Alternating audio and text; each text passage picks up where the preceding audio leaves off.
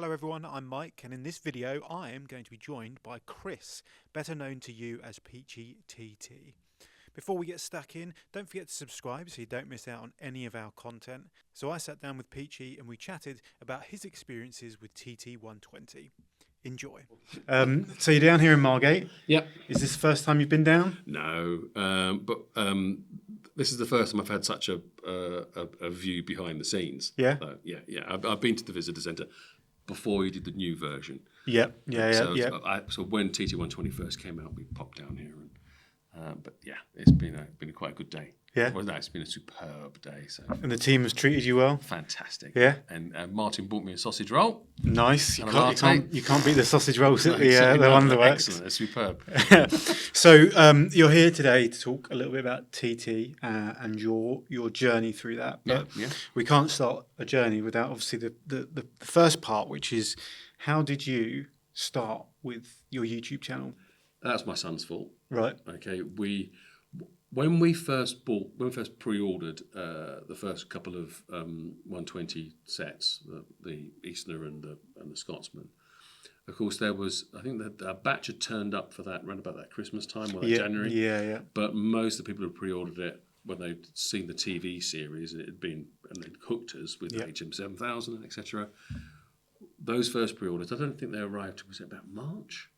No, it was October we announced it. Yeah, and so, but I came across it at the show on the TV show, and then joined the club, did the pre-order, and I think it was around about March or April that actually the first set turned up. It would have been around about then.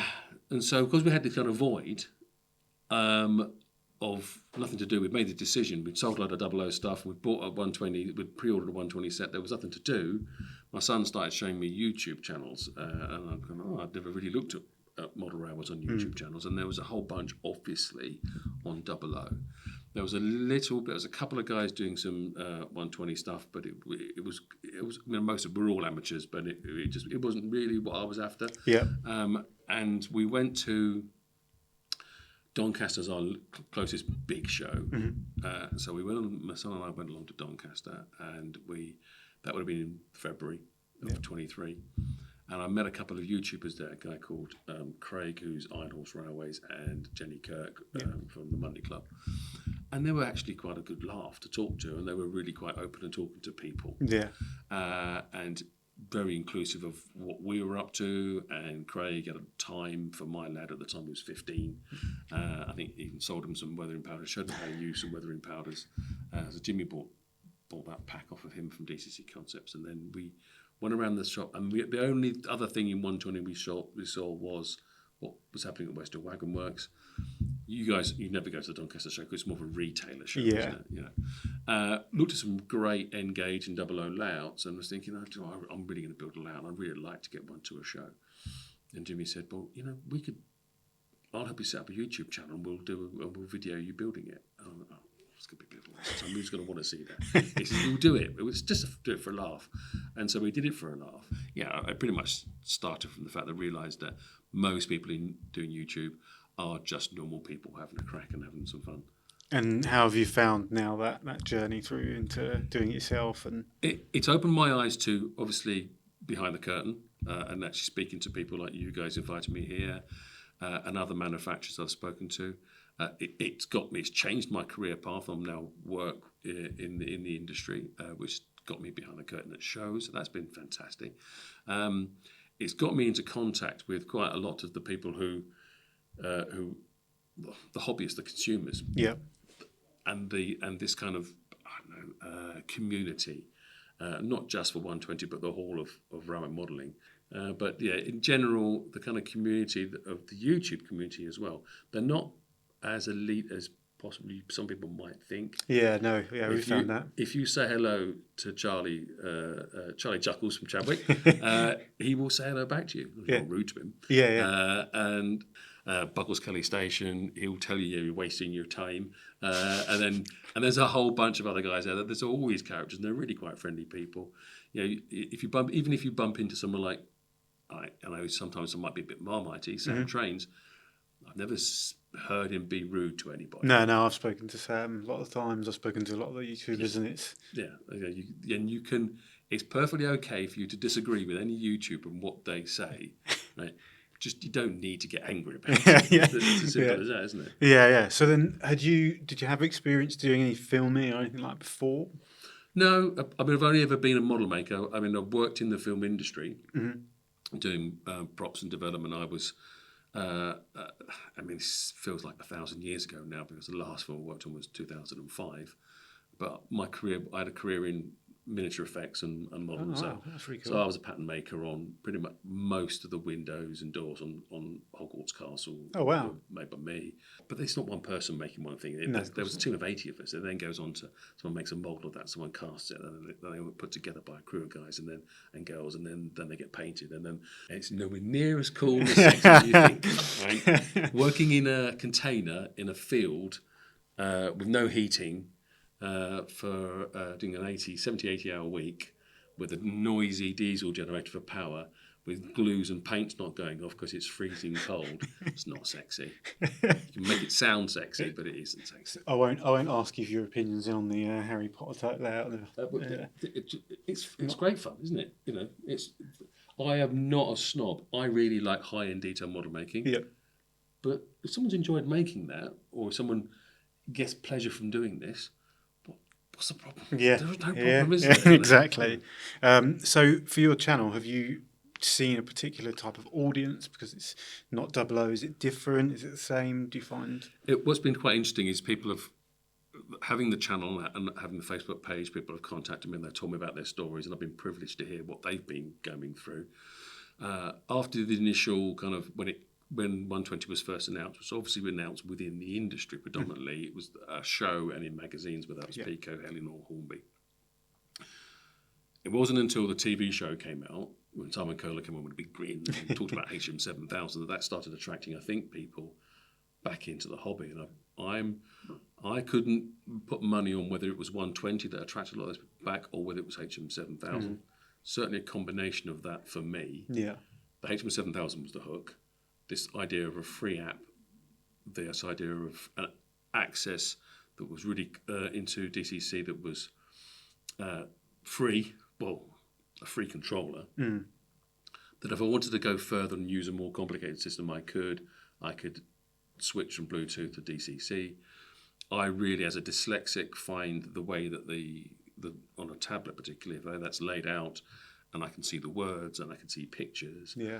I find it really accessible, and I don't have to remember a combination of numbers, which you need to do on pretty much every other system. Not every system, but on most of them. So I find that accessibility really good for me. Some people struggle with tablets and stuff, but it works for me, and I think it works for a lot.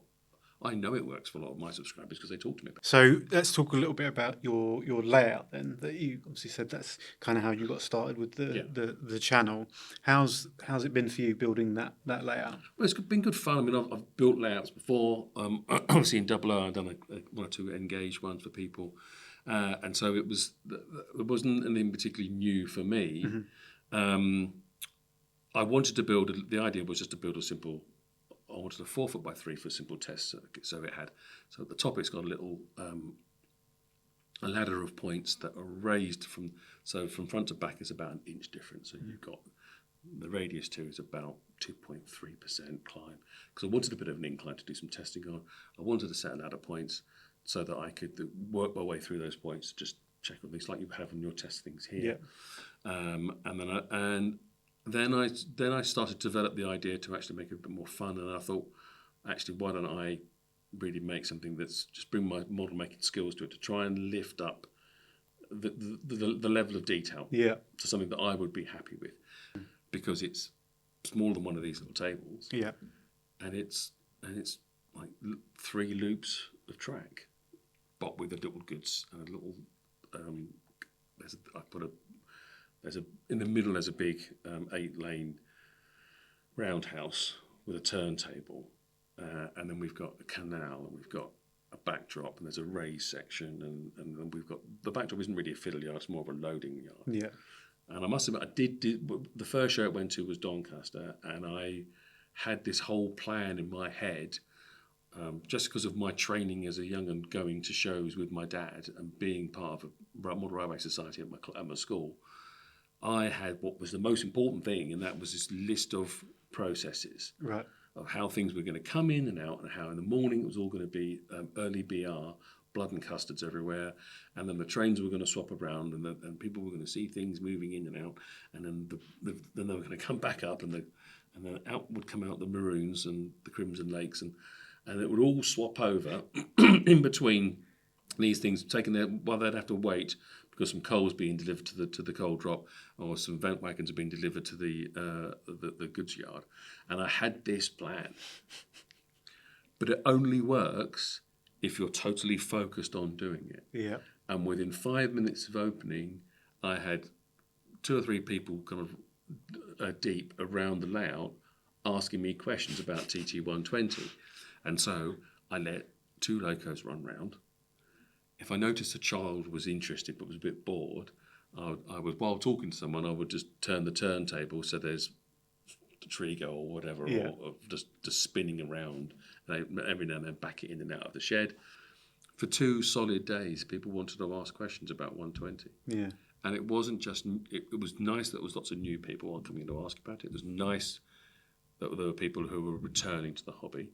There was quite a lot of people who weren't actually that interested in 120, but wanted to talk about why I was holding an iPad. Right. Yeah. And wanted me to show them how to program a HM7. And I said, I would love to, but I'm at a show. Yeah. You know?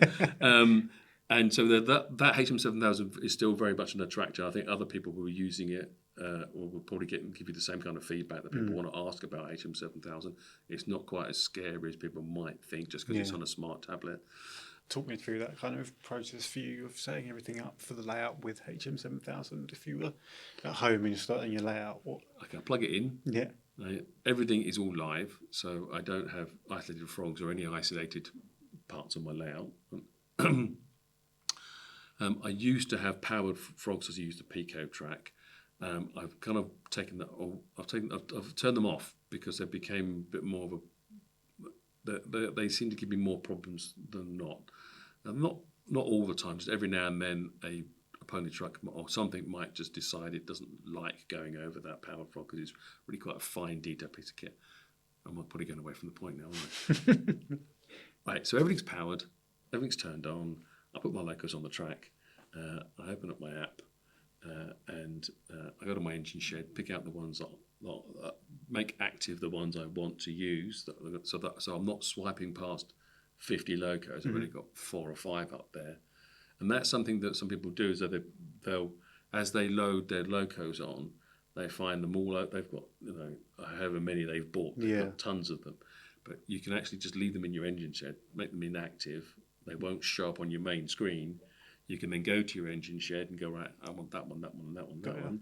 And then you can just bounce between 2 or 3 locos. Oh, that's good. And there's loads of little kind of bits and bats like that in HM7000, which some people might scream that they need to be spoon-fed this, but actually I think you probably will learn more by going through it yourself and finding out how this works and just having a little go. Very handy to engage a 17-18-year-old to just let them see what they think they can do because they find stuff. And they go, Dad, what's over here? I mean, I'll say something like, I'll say something like, why is there a button that says that? And then he'll point it and I go, oh yes, there is a button that says engine shed. But where did you find that button? I think that's the good thing about an app is I always try and say you're not going to necessarily break anything, so you can just have a play around and you'll find where things are, and that's, I suppose, part of the fun of it. So how different is TT to AA for you as a modeller?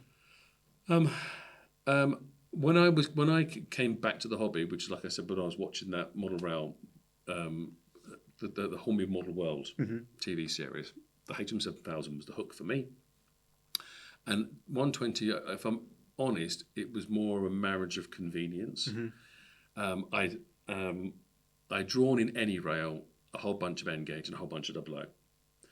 I was struggling to get what I wanted out of it just because of size constraints. N-Gauge, I knew I would get what I wanted, but I also knew from my own experience of N-Gauge that I was going to potentially struggle with handling them. 120 it's a nice happy medium. Mm-hmm. So obviously over in Europe, it's more dead in the middle between international N and HO, whereas between 00 and UK N, it's a bit slewed more towards UKN scale-wise. So it's not bang in the middle. Mm-hmm. But it's still quite a convenient size. The models you guys have been banging out are amazing.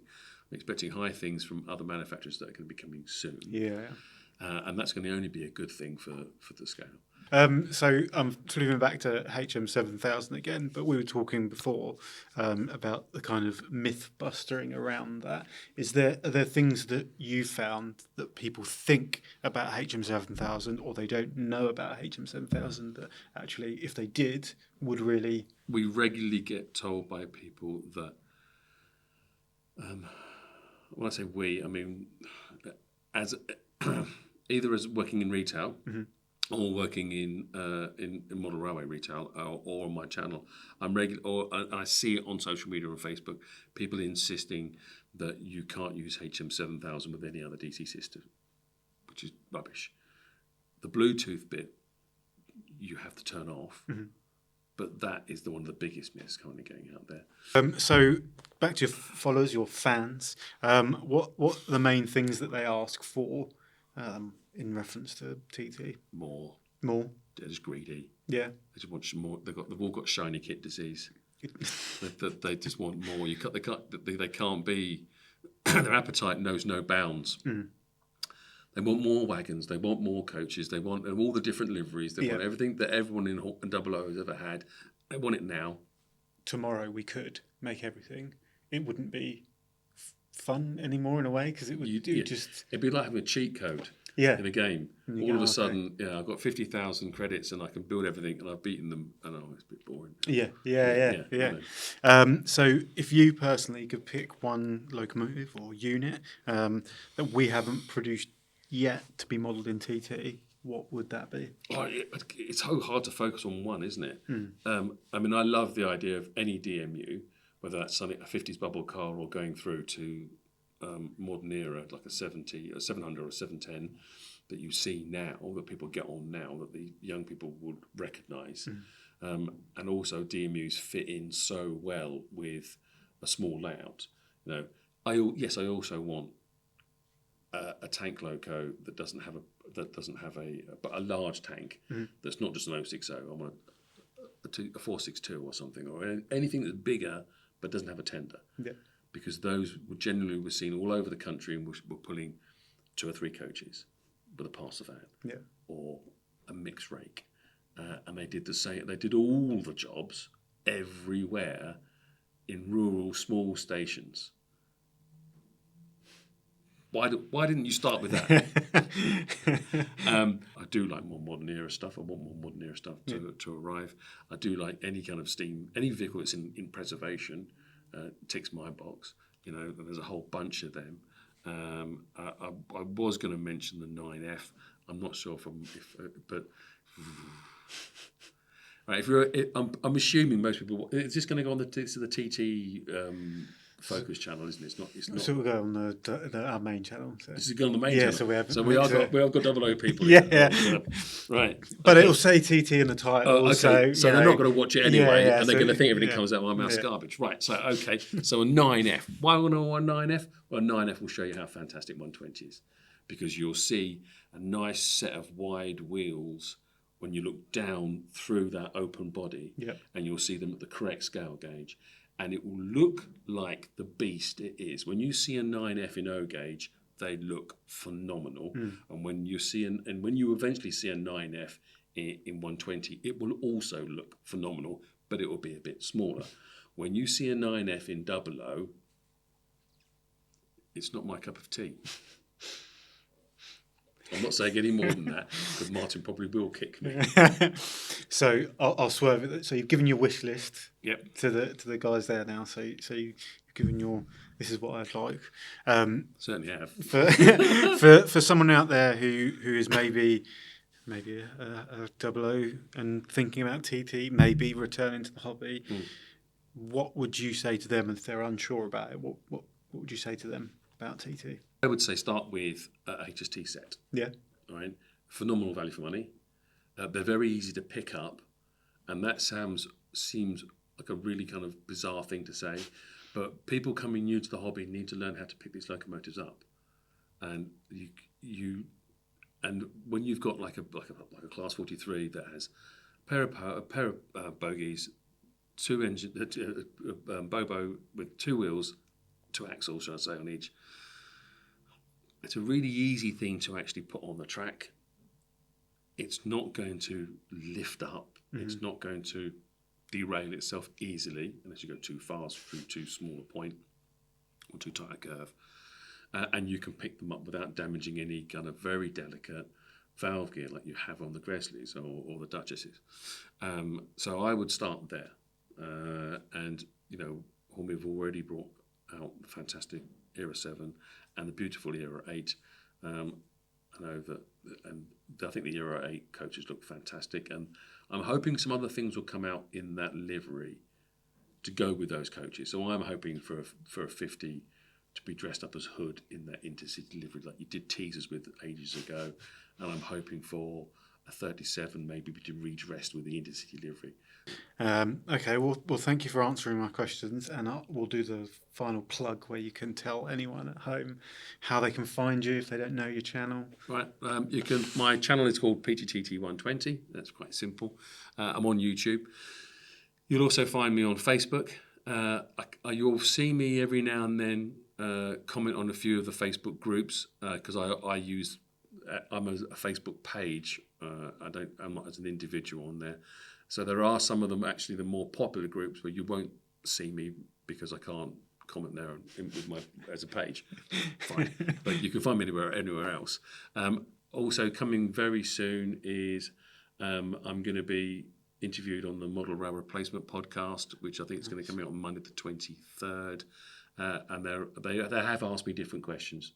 It's okay, but the Model Rail Replacement, Sam and James, they do a cracking. I think they're trying to get hold of Martin. Oh, are they? Yeah, they'll find him. Yeah, they'll find him eventually. He's quite open, isn't he? Yeah. Brilliant. Well, yeah. Do follow Peachy and bolster that channel because you're doing great stuff. Cheers, thank you. Thank you so much for joining us here. It's been an absolute pleasure. Thank you at home for watching, of course, and any comments or anything like that, as long as it's not too harsh from the AA side. But I'm nearly 57. I've got big shoulders. If you hate me, fine. Just don't stalk me. And we'll end on that. So thank you so much for watching. Thank you again, Chris. Cheers, mate. See you again. Take care. Thanks to Peachy for joining me. Don't forget to subscribe to his YouTube channel and, of course, subscribe here as well so you don't miss out on anything. Thank you to you for watching, and I will see you on the next one.